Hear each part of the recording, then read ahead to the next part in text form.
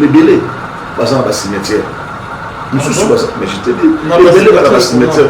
Kagame a mettre sur place une politique, il y a pour étouffer, pour camoufler, surtout pour se révéler dans le régime. Comme régime, c'est un régime sanguinaire, c'est un régime dictatorial. Il y a pour surtout pour s'opposer, pas pour se voir contre le régime de Kagame. Permettez-moi de parler beaucoup plus de lui, c'est important, ça m'a cassé. Surtout pour s'opposer à le régime. Il avait comme mission pour éliminer Bango. Avant pour éliminer Bango, donc Bandeko surtout va s'opposer à la régime de Kagame. On va payer belé en Afrique. Kagame a éliminé Bango.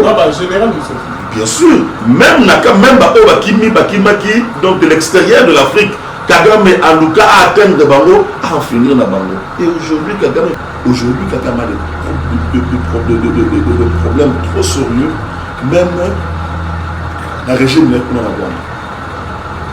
dans la validité de la chaise électrique. Mbote mwana mboka maître de Limonza. Mbote na yo mwana mboka Alvin Nkoya. Ok, mwana mboka toyo kotala lelo concernant actualité les amis dominés na mboka papa. Veuillez m'excuser. Tout le monde vidéo il y a moko ya ba porte-parole il y a 123. Alobo ya signé aloba alobi ke bayokanaki déjà na Fachi avant de pouvoir aye ko balikela bango que celui Kabila a vu troisième mandat banga basa la coup d'état abalukeli bango nyonso ezali faute ya Félix tine bazu ba mboka nyonso tout ba village nyonso tout kuna na est liloba nini okolo par rapport ya apparition ya porte-parole ya 123 na ba propos à tenir moi ebele contre mokoza mboka Fachi Beton. D'abord, avant que tout en Mouzindo, il y a la question telle que vous posez, on a souhaité pour le Banois et l'autre le Congo. Tu sais, le Congo, c'est un paradis pour tous les Congolais. Les années où on a vu ce nom surtout, et puis les Congolais nous surtout aspirent à toujours un beau canal et à la main. Mais aussi pour l'ambassade, la déclaration mensongère, il y a Robin de côté, il y a Oulingoma, quelqu'un qui s'est dit congolais, soi-disant entre guillemets, parce qu'on a notre cher président Félix Antoine. Donc, les amis Nango, l'aventure a des mauvais goûts. Pourquoi on a des mauvais l'aventure a des mauvais goûts? Azolo va bien que le président Félix Antoine, avant à la présidence, toi tu peux signer des accords avec un candidat. Par exemple, pour aspirer au Kenya, à Kokoko, Tanakati, il y a Bomba, alors qu'à Sala qui est voté, la candidat va aller pour dire que ça m'a. Et la qualité, le président Félix Antoine, qui était candidat, peut signer des accords qui vont engager l'État congolais. En quelle qualité? Ça n'a pas de sens. Pour celui que Kabila a eu troisième mandat, non, mais ça n'a aussi si réellement le dit qu'ils allaient mourir. Celui président Félix Antoine a les cas qui était que nous sommes les cas qui d'accord, on a des accords applicables. Est-ce que vous pouvez signer des accords dans un candidat par exemple pour aspirer au Kenya, pour qu'il y a un massacre suprême. Mais avant cela, il a parlé, il a cité les noms ainsi de suite que Willy Ngoma, Kazaki na Kinshasa pendant 14 mois. C'est faux et archi faux. Willy Ngoma fait partie, il y a soldat, il y a Rwanda. Ce n'est pas un Congolais, c'est un Rwandais. Ils en ont battu belé mon ami qui na régime au Tugoleka. Quand ça biso va tout sous va porter va comme mon ami pour dire que va Congolais. Willy Ngoma tuna ye promesse des aliments. Il a pris les noms, il y a des Konabiso, il y a Congo central, va masquer en gros, va sanguiser en gros. Le vrai nom ce n'est pas Willy Ngoma. Ils sont nombreux parce que belé a de Bango. C'est un citoyen rwandais. Il a travaillé sous le drapeau rwandais. Donc, au monde, toujours que la guerre il y a M23 va proposer la mission, c'est une guerre par procuration. En réalité, ce n'est pas le M23, ce sont les Rwandais. La majorité au se commande rwandais. Et tu vois la personne du président Félix Antoine signer des accords avec les citoyens rwandais. Bongo, chef Nabango Kagame, Donc on ne Félix Tshisekedi Antoine Abimé comme président de la République. Kagame on va gagner. Aboyaki l'élection côté. Ce que Zalaki va accord au Bassignaki. Et que le président Félix Tshisekedi Antoine devait faire face à l'accord au Bassignaki entre guillemets Oyaï Koloba. Mais tout le monde qui a après qu'il va publier Félix Tshisekedi Antoine président de la République, Kagame a s'opposé. Il a même annoncé son arrivée ici la ville à Kinshasa. À l'époque, Zalaki président il y a Union africaine. Non. L'opposition va dire la vérité. Et Zali Tomesa n'a déjà diront quelqu'un n'a dit Tomesa n'a pas surtout ça ne peut pas nous mettre en difficulté. Nous continuons, nous nous battons pour le pays, de nous qui est vraiment petit à petit pour remettre encore le Congo dans la boca congolais. Le président Félix Antoine Azali Koluka et Komé. Maître Doli Monza, quand on dit qu'il y a apparition de la Copa tenir dans le Lokuta contre le Konzamboka, Moutuna Nanga Ezaki n'a mérité pour Yeba. Ceux qui ont Lokuta, à l'équipe de sa caméra, vidéo, c'est les vidéos à Maître Doli Monza, et là on est les autres Batama, n'a pas Copa Lokuta. Non, tu sais quoi? Il est en train de chercher comment discréditer la personne du président Félix Antoine pour leur propre compte. Sachant que va bloqué. Aujourd'hui, je te dis, mon ami, la diplomatie, où on ne peut faire mettre sur place face. Il y a envahisseur Rwanda, va comme bloqué. Tu n'as pas suivi récemment le Rwanda. Kagame a demandé na l'ambassade surtout où il va payer Beleza na mboka na wana ba kanga porte bango parce qu'il y a une diplomatie agissante de président Félix Antoine et remettre le Congo à la place dans la Kinango. Tu es de même avec moi récemment on a le Conseil de sécurité. L'embargo qui frappait notre État de ne pas acheter des armes pour notre Bundana Banguna, cet embargo a été suspendu. Aujourd'hui, le Congo peut se procurer armes. Babylone, on a surtout la communauté internationale. Bango nous surtout assumé par le Rwanda doit cesser l'envahissement au le Congo. Tout ça, c'est Ali mérite. On ne peut féliciter d'entendre à pour ça pour le pays. Le Congo était fuselé, le Congo était étouffé. Il aurait fallu à un fils de ce pays, à Matalikolo Koloba, ça doit s'arrêter. Aujourd'hui, dans l'Union surtout, la commune qui paie les caisses. Dans le Bissau, la paix aujourd'hui a changé de camp. Kenya n'a qu'à la Rwanda, même si on va ça c'est juste un début. Donc, je vous dis et je vous rassure. Mais ce n'est pas quelque chose que vous avez ça. Récemment, à la télévision, voilà, le président Félix Ayende Moutou Azali Koluka la guerre pour qu'il y ait l'élection. Aujourd'hui, le Rwanda peut s'inquiéter dans la démocratie dans le Congo dès lors qu'il y a l'élection. Dis-moi quel est cet opposant rwandais qui parle du mal et du régime du Rwanda avant d'y aller à Kigali, il va passer le Rwanda. Bâton se trouve pour le régime de Kagame, les bélés, dans le cimetière. Mais je te dis, les bélés dans le cimetière. Kagame a mettre sur place une politique il y a pour camoufler bateau surtout pour se révéler dans le régime naïe. Comme régime c'est un régime sanguinaire, c'est un régime dictatorial. Il y a bateau surtout pour s'opposer, pour se voir contre le régime de Kagame. Permettez-moi de parler beaucoup plus de lui, c'est important, ça m'a cassé. Bateau surtout pour s'opposer à régime naïe. Il avait comme mission pour éliminer Bango.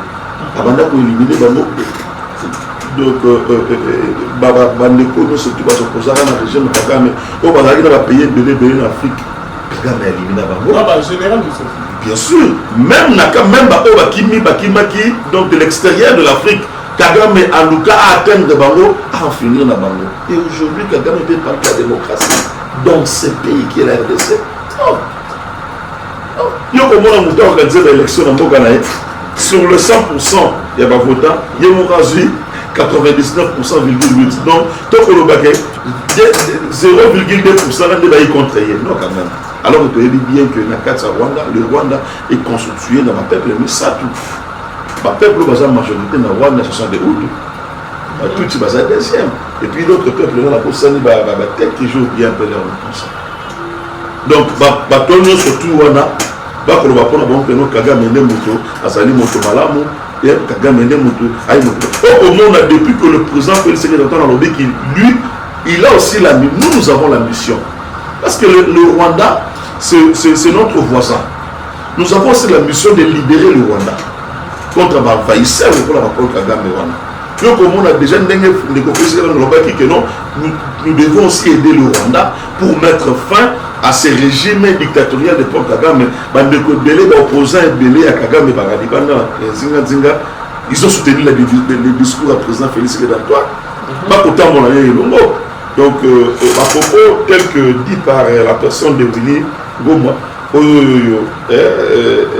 tout cas, c'est pas un bon exemple pour ce pays.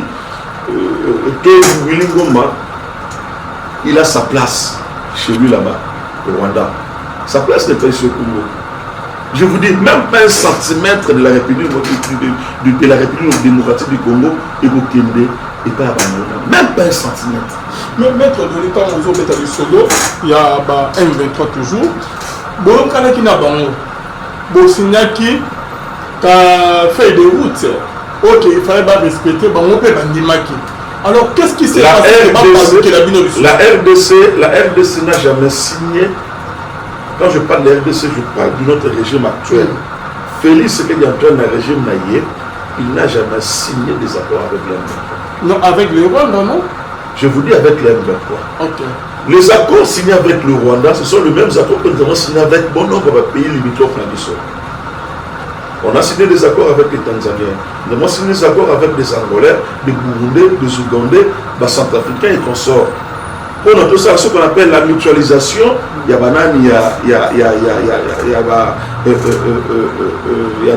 la force et consorts. Nonobstant cela aussi, que le mec qui paye sur le plan économique, commercial et consorts, le peuple nous surtout, ça a la facilité, il y a pour ça économiquement. C'était ça les accords que nous avons signés avec bon nombre de pays, pour éviter à ce que le grand lac ait déméré toujours dans la force négative, où on pourra toujours commettre en difficulté. Je te dis, l'Ouganda, les gens ont la force négative, où on pourra déranger les Ougandais, où on pourra déranger les Burundais, les Tanzaniens, les Zambiens et consorts bon nombre. Il fallait maintenant faire, dans temps de Félix Tshisekedi Antoine, à la casquette, à présider la nation, il y a l'Union africaine, à qui à mettre en place le pays où nous sommes afin que tout éradiquer la force négative que l'avait déranger l'État. Mais signer avec le Rwanda pour remettre fin à la guerre en RDC, c'est faux. Mais vous pouvez savoir, 48 heures, il m'a dit que ça l'a retraité dans le village. Non, en fait, tout mes capteurs pour se contextualiser Marambo Kolobawana. On Koloba que le président Félix Tshisekedi Antoine a signé avant 48 heures. Non, le président Félix Tshisekedi Antoine va bien dans un sommet où il y a Rwanda. Comprenant qu'aujourd'hui, le monde entier va comprendre que le Rwanda est derrière le M23. Donc le M23 n'existe pas, c'est le Rwanda qui œuvre au nom et pour le compte il y a M23. Raison pour laquelle la personne du président Félix Tshisekedi Antoine a memaki makambo ya Congo liboso to a présenté yango et pas ya bandeko na mususu oyo basali ba dirigeant baboka ebele pour dire que non, voilà le Rwanda qui est notre voisin azali pour envahir notre État. Il aurait fallu à la Nations Unies à ça la banquette pour que enfin pour déchiffrer réellement que le Rwanda, c'est le Rwanda qui est derrière tout ça. Et le coup les Alaki Bongo, le Rwanda moins à bon moment, qu'est-ce qu'il fallait faire? Il fallait maintenant mettre les deux chefs d'État, comment est-ce que ça Makambouana. Vous savez, il y a Mouana sous la médiation, il y a le président Lorenzo, avec le président Félix Tshisekedi Antoine, avec le président Kagame, afin que Luka va mettre fin à l'exaction militaire rwandais sous couvert à M23. C'était ça. Et sur base de cela, M23 qui se disait congolais Mais ils avaient, ils ont comme représentant Paul Kagame. Et par là, tu dois comprendre que non, c'était le Paul Kagame qui est le maître de toutes choses. Raison pour laquelle Paul Kagame est mort qui a coulé du Sénat en 23, va se retirer. Donc, aujourd'hui, le fait Nani et la main de Paul Kagame à l'attaque pour la Koloba était casé derrière en 23, tout le monde déjà, la minute où notre guerre aujourd'hui est à constituer entre la RDC et le Rwanda. Ce n'est pas le 1-23. Mais les 1-23 ont refusé de quitter. Non, ils vont quitter. Ils vont quitter par force. Ils vont quitter. Aujourd'hui, les choses ont changé. Vous parlez par force, maître Doli Monza. Mais tout le monde, parce que toujours dans le village, tout le monde province, il y a Kibumba. Mais militaire, la mission mais c'est retiré dans Kibumba. Non, comme on a que la force à EAC et Baniko. Au côté pour la Koluka. Que ici, Bango, que le M23 a zone à la place où il y a Zalaki. Avant, tu sais quoi, mon frère ami, la situation que nous sommes en train de connaître aujourd'hui dans ce pays qui est le Congo, il y a eu des gens qui se sont donnés. Il y a eu des gens Oyo, Batalaki Ningi va intérêt que les intérêts de la République. Il y a un moment de Félix Antoine à Koluka Kobuna. Comment restaurer l'intégrité nationale. Donc, pouvoir. Ils ont signé des accords monstrueux. Ils ont signé des accords incendiaires. Ils ont signé des accords démoniaques. Là, il y a un 23.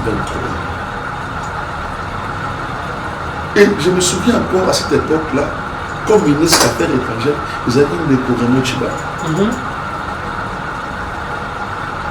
Donc, parce que TV Zali Munga, ceux qui peut-être vous avez sur la marche, sur l'émission, la remémé la libérer à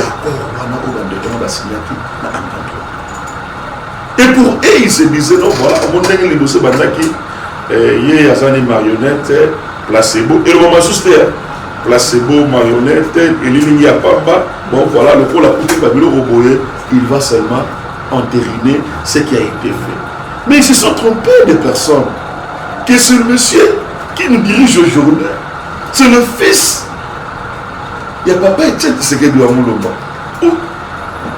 Donc, il se disait que Ndeko Félix d'Antoine a occupé Naïma Kambouanate, il va toujours, donc il cherchera à protéger son pouvoir, à rencontrer la Makambo et Salamakete.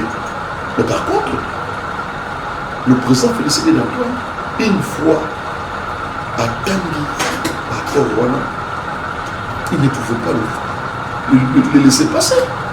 Il ne pouvait pas laisser le Congo, une partie de son pays, et ça va entre le mains des envahisseurs.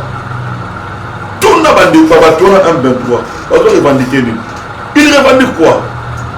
Non, il n'y aura plus de brassage, il n'y aura plus de mixage. Il y a moins de tenir sur le sur toi. Ceux qui mixent ces salami, généraux, il y a moyen de créer une sécurité. Kagame cherchant toujours, le monde a dit qu'il y a l'accord de l'Émirat. Oyo, parce qu'il n'y a qu'à l'époque, nous le roi de Kabila. Et comment qui est un peu difficile, qu'est-ce qu'il a? Ils ont changé de stratégie. Bon voilà. Tout le monde a la guerre, tout le monde a la guerre, c'est ça les guerres. Parce que la force n'a pas de l'armée nationale, mais la garde toujours à l'Est. Aujourd'hui, il y a une armée nationale. Plus de 70%. Il y a des décideurs. Plus de 70%. Et la majorité d'entre eux, ils vont toujours à l'Est. Nous sommes à CNDP. Il y a un 23-1, un 23 bis. Notre gouvernement Kabila. Donc, diabolique. Il y a eu des gens de 1-23 où il y a eu au CG. Il y a eu des gens de 1-23 Bazalaki ministre. Et il revendique quoi? Que le président Félix Tshisekedi Antoine à côté de Sabango dans 4 armées? Non! L'armée congolaise, ils allaient tellement polluée, ils allaient tellement infiltrée, il fallait restaurer cette armée-là. Et comment nous pouvons restaurer cette armée? Ceux qui tout ça dans bateau, au côté de l'armée, pour nous couper cette information. Tu as vu ici la guerre au dossier de M23. Un colonel de la police nationale a s'appelé à joindre M23. Regarde, tel degré il y a infiltration, tout ça, il y en a. Tel degré, vous pensez gagner une guerre, mais genre infiltration, non. Il n'y aura pas de brassage, il n'y aura pas de mixage. Baza appelé à cesser le fait, il y a Kitsaba Armé Nabango, va s'intégrer dans le programme DDR. Là au moins, ça peut passer. Le M23 n'existe pas. C'est le Rwanda. Donc, on peut Félix Tshisekedi Antoine à comprendre que non, voilà.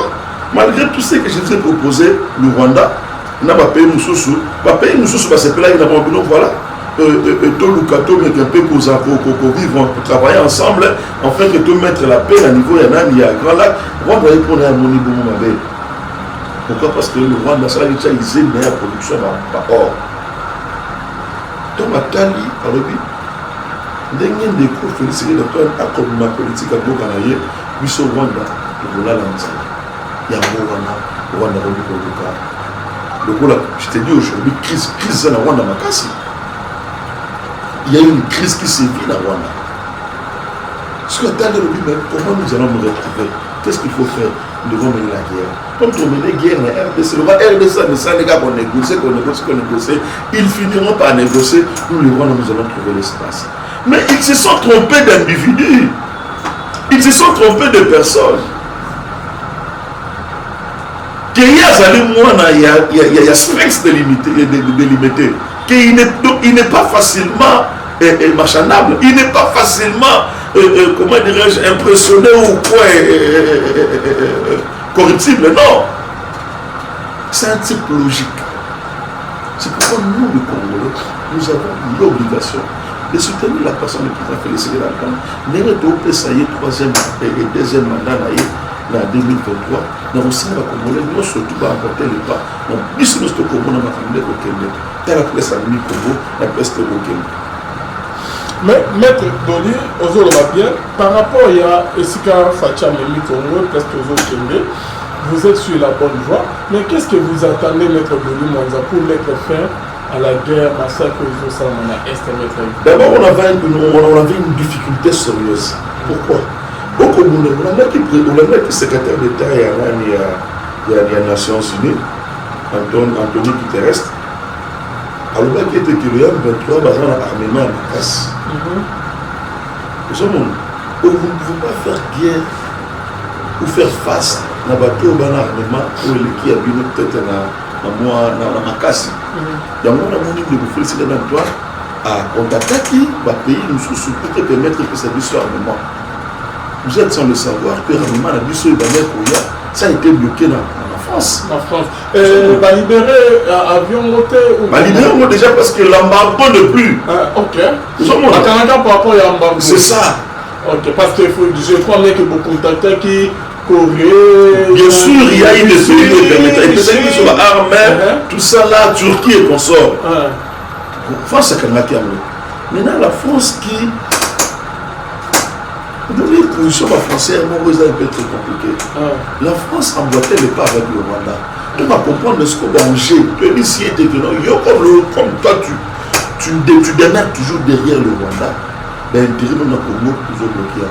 En premier, d'abord, tu oublies la francophonie. Et puis c'est dans le Rwanda. Parce qu'on était prêts dans la francophonie. C'était ça même. Ils arrivent dans le tiroir.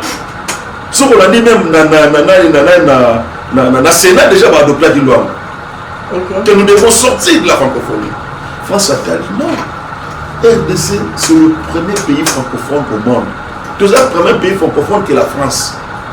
Comment ça? Il y a des belés. Ok, vas-y.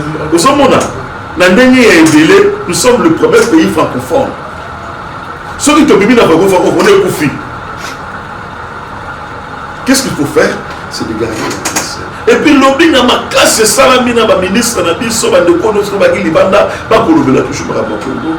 France qui est l'initiateur. Il y a une proposition, il y a pour débattre, il y a une mesure, il y a embargo. Ce n'est pas les RDC, ce n'est même pas les États-Unis, c'est la France qui avait introduit cette requête. Ok. A introduit à mon entité la pression diplomatique. La pression diplomatique au Congolais Bassani vis-à-vis de la France. France a tellement d'intérêt dans l'Aïe et au Kende, le Mali a commis. Non. Atali, la grandeur de la RDC, Rwanda. Donc le choix est clair. Il faut privilégier la RDC. C'est ce que nous connaissons aujourd'hui. Il y a Monique Kagame qui peut le que c'est Aluga Robengaba, Aluka Nene Robengaba, ambassadeur, il y a France, il y a États-Unis consort. Mais là, c'est juste un début. Oh, c'est juste un début. Ambassadeur, il y a États-Unis. Après, c'est donc 48 heures à Bima. Rwanda. Il y a Allemagne consort. Et pourquoi? Parce que Allemagne, France, États-Unis, comment mais c'est ça. Qu'est-ce qui s'est passé? C'est que le président Félix Gadatono, mais on ne peut pas voir aujourd'hui en plein 21e siècle. Nous devons gouverner pour Kagame, pour lui, les acquis et symbole. Mais ce qu'il oublie, qu'avec ces Occidentaux, ce sont les intérêts qui priment. Entre-temps, il n'y a pas d'amis. Ce sont les intérêts. Ils peuvent changer pour l'âme de tous. C'est ça que Kagame a bandé au Bossana. Qu'est-ce que le président Félix dans ça? Le président, il y avait moi, ministre Sommet Moro Bossana qui n'a dit qu'il y a États-Unis. On va venir la présidente de sortir. Il conclut le président Félix qui va prendre l'État là-bas. Dans la commune, avant que Biden Ayambaba, par exemple, il a reçu d'abord le président Félix Antoine, où le président a étalé Bamakamoudou sur le Conseil. Sachant que le président devait être reçu là-bas, on va organiser notre sommet là-bas, à Washington, pour que le président a raté l'opportunité de Romona Biden. Le président est allé voir Biden. Les États-Unis d'Amérique a dit médiateur, il y a encore le Congo pour signer dans Zambie pour créer une usine Moroboye, il y a fabrication, il y a banane, il y a apporté un consort pour la batterie, la bloc de les États-Unis ont trouvé leur compte dans la RDC. On les a tous dit. On a qu'on mener guerre dans la RDC pour que nous soyons d'une manière frauduleuse. Nous sommes prêts à vous donner ça calmement. Batalit. Parce que la guerre, c'est de l'argent. Bon, on va dépenser la guerre pour ça la RDC. Venez directement négocier avec nous. Qu'on peut s'amuser dans la guerre. C'est ça que c'est fait maintenant. Les Américains ont trouvé leur compte. Le Français ont trouvé leur compte. La Chine, la Russie ont trouvé compte. L'Allemagne. C'est ce que nous aujourd'hui nous parlons de RDC, tout ça, président Félix, pas voyage belé, nous pas mais papa Doli, qu'est-ce qui a fait que France, à Kanaki, avion et route qui n'a pas arme la Turquie, a confisqué qu'on a aéroport d'ailleurs, à Boyaïke comme on a RDC, la même France, le libéré avion, on n'a pas arme. Qu'est-ce qui s'est passé au juste? C'est ce que nous appelons, c'est la diplomatie. Pourquoi? Parce qu'il y a un check vraiment bas très haut. Nous avons mis tellement la barre très haute pour nous français que ce que vous avez fait, ça peut tourner contre vous. Nous, la RDC, nous pouvons aussi décider aujourd'hui de programmes pour la relation diplomatique en France. On est là. Et puis, tant Kabila, le régime naïf, a eu 4 atterrissages à la sol congolais. il y a avion Air France, Nana, et là, le Bruxelles Airlines. Tu sais combien de gens, eux, dans le pays où on a pas côté de chômage. Ils dépendent de nous. Et les autres Schengen, et quand même qui si nous sommes prêts à mettre en place la mesure,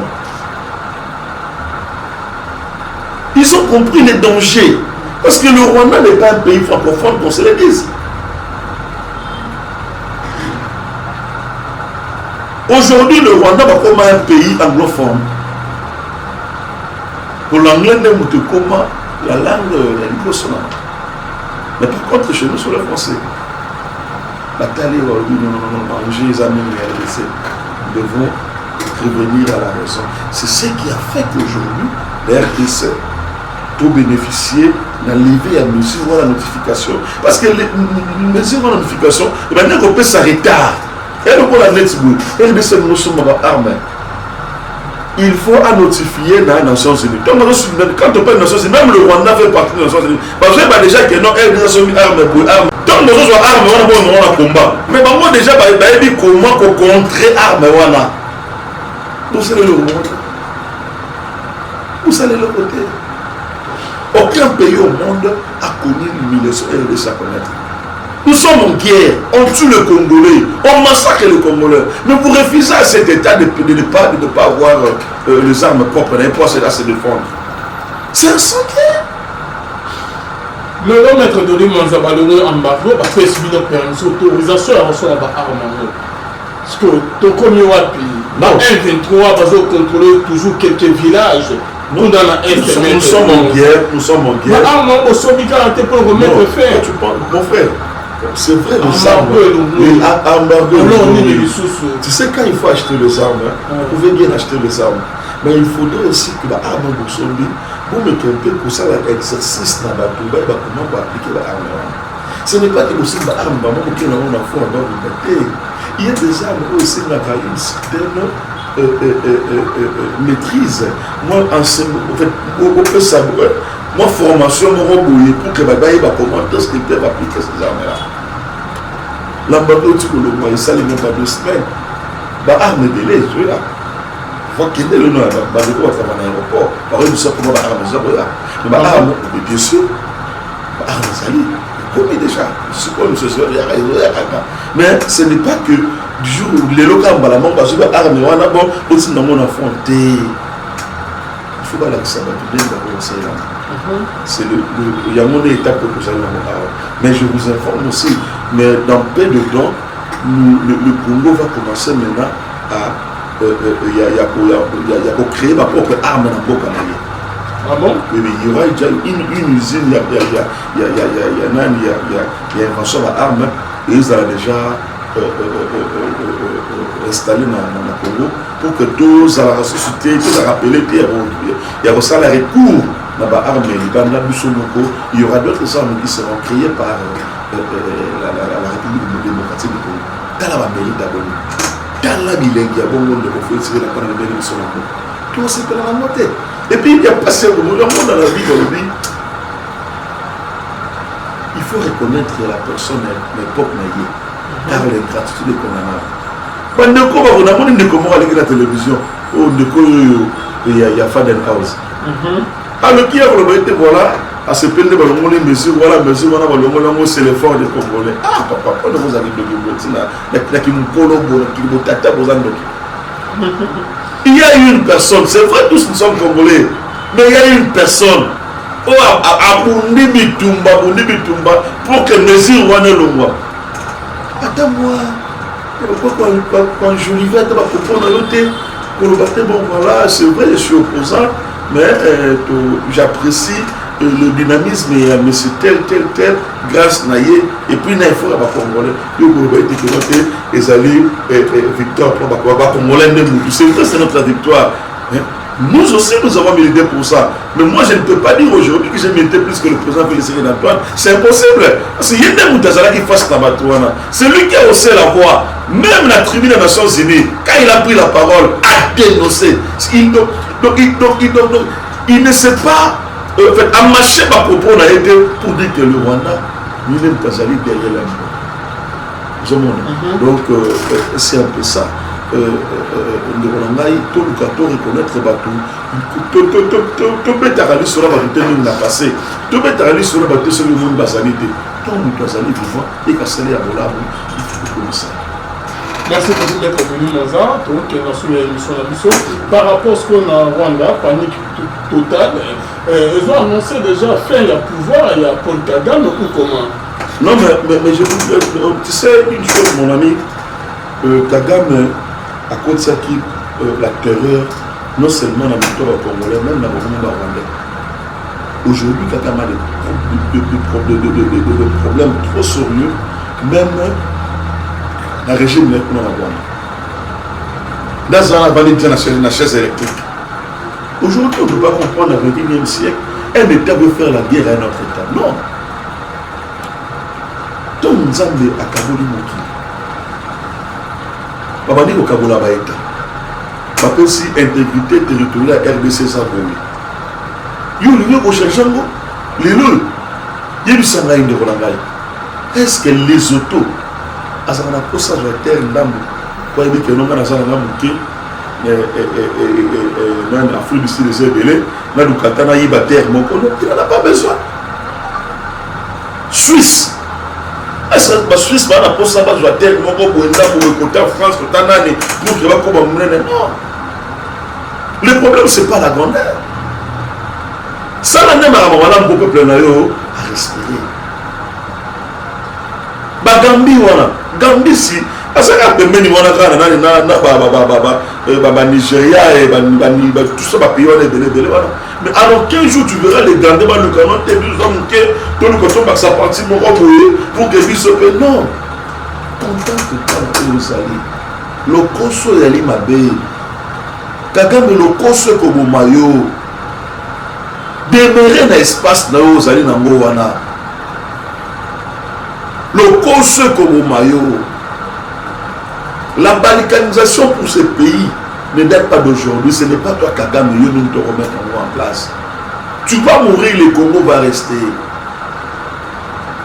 Lucas Salabola pour le peuple naïo.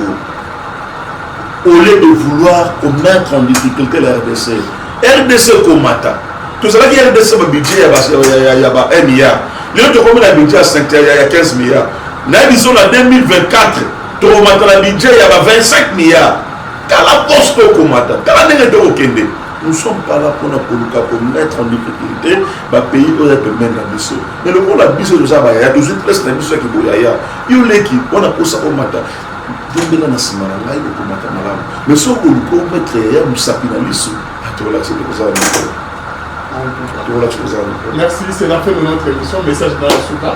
Message dans la souka, je peux ça, merci Nayo. Je vais normalement na bino na yo pe na staff no surtout bateau la Saint-Michel na yo et puis na le fils de notre président Félix Antoine non sur ça en Moka on sait na bande de surtout donc le train est en marche pour bani déjà pour sociétal il y a enrôlement la Congolais nous surtout qui ne peut s'enrôler massivement surtout base là il y a Funa le nous va se faire à mettre de l'immense bandeko surtout dans la quartier il y a les amis de maître de l'immense pour qu'ils ne s'enrôler massivement nous nous na Funa là il moko n'a pas annoncé récemment bientôt là jour où on a mis plusieurs cartes dans la parce que les devoirs dans la Congolais pour la côte vraiment na musulman processus électoral na ressemble à peine une sur carte donc la voie est tellement ouverte pour nous surtout nous na Funa aux cartes en tout cas botte na bateau nous surtout message pour Arabie Saoudite na bateau nous surtout Arabie Saoudite nous surtout partager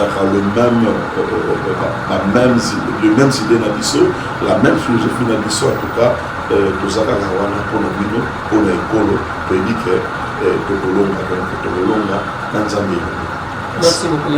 Na ba elon tout bana la pose ça il y a un potentiel en contact ba na ba problème au niveau justice ma pose on en nzela ni mettre en tout cas mon adresse est connue de tout le monde bureau na Maïzana Denissembre numéro 31 donc dans sa référence Sony Kafuta, donc église à Sony, Nazali, donc c'est le numéro 31, peut-être comme d'habitude, des années plus que 143, 89, 64, 32, 073, plus de 143, 89, 64, 32, 073, dans le monde des on appelle le numéro de WhatsApp, donc email numéro Zali, Doli, Mwanza, 5@gmail.com. Donc on a email numéro, merci à vous, merci à la prochaine. Et Zali, Victor, c'est notre victoire. Nous aussi, nous avons milité pour ça. Mais moi, je ne peux pas dire aujourd'hui que j'ai milité plus que le président Félix Antoine. C'est impossible. Parce qu'il y a des Moutazala qui fassent la batouana. C'est lui qui a haussé la voix. Même la tribune des Nations Unies, quand il a pris la parole, a dénoncé. Il